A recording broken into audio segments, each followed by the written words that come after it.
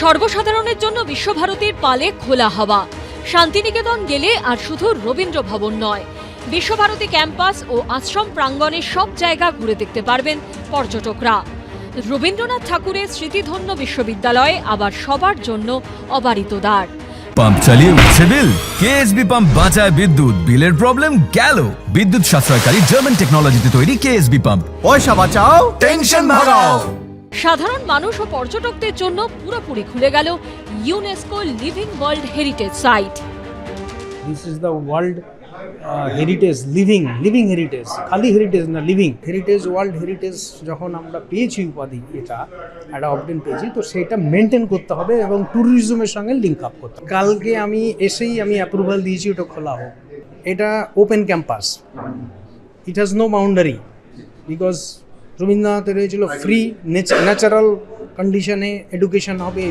6 বছর আগে বিশ্বভারতী বিশ্ববিদ্যালয়ের ক্যাম্পাস ও আশ্রম প্রাঙ্গণে সাধারণের প্রবেশ নিষিদ্ধ করা হয়। ছাড় দেওয়া হয়েছিল শুধু রবীন্দ্র ভবনকে। করোনা পরিস্থিতির সময় আশ্রম প্রাঙ্গণ ও ক্যাম্পাসে সিংহবাগ এলাকায় পর্যটকদের জন্য বন্ধ করে দেওয়া হয়। তৎকালীন উপাচার্য বিদ্যুৎ চক্রবর্তীর কার্যকালে আর সেই নিষেধাজ্ঞা প্রত্যাহার করা হয়নি। এবার স্থায়ী উপাচার্য পদে প্রবীর কুমার ঘোষ দায়িত্ব নেবার পরই বিশ্বভারতীর ক্যাম্পাস ও আশ্রম চত্বর সর্বসাধারণের জন্য খুলে দেওয়ার সিদ্ধান্ত নিলেন। খুশি তো হবই, খুলে দেওয়া তো উচিতই। সেখানে পড়াশোনা এমনই একটা জিনিস, আমার মনে হয় সেখানে সব জায়গায় ক্যাম্পাস খুলে দেওয়া ভালো। 2015 শান্তিনিকেতনে ঢুকেছিলাম, যেখানে রবি ঠাকুরের যে 5টা বাড়ি আছে আমরা ওপরে গিয়ে দেখতে পেরেছি, যেমন শ্যামলী, এখানে দধিচি। এইবারে সেগুলো দেখতে পাইনি, বাইরে থেকে দেখলাম। বাইরে তাহলে খুব ভালো হয়। এটা খুবই ভালো উদ্যোগ।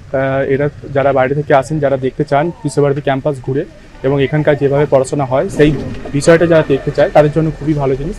আর আমি বলবো এটা খুবই বড় একটা সিদ্ধান্ত।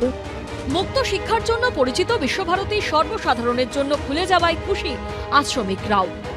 শান্তিনিকেতন একটা কুপমণ্ডক জিনিস নয়, সেখানে রবীন্দ্রনাথ যে শিক্ষা চর্চার তৈরি করেছেন, এই আশ্রম সত্যি সত্যি কিন্তু সকলের জন্যই দেখার প্রয়োজনীয়। শান্তিনিকেতনের যে ঐতিহ্যময় বাড়িগুলো আছে, সেই বাড়িগুলো দেখারও দরকার আছে। তার প্রত্যেকটা বাড়ির পিছনে ইতিহাস আছে, সেই ইতিহাস সকলেই জানলে তাদের ভালো লাগবে।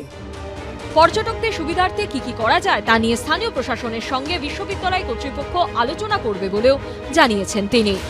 ভাস্কর মুখোপাধ্যায়ের রিপোর্ট, এবিপি আনন্দ, বীরভূম।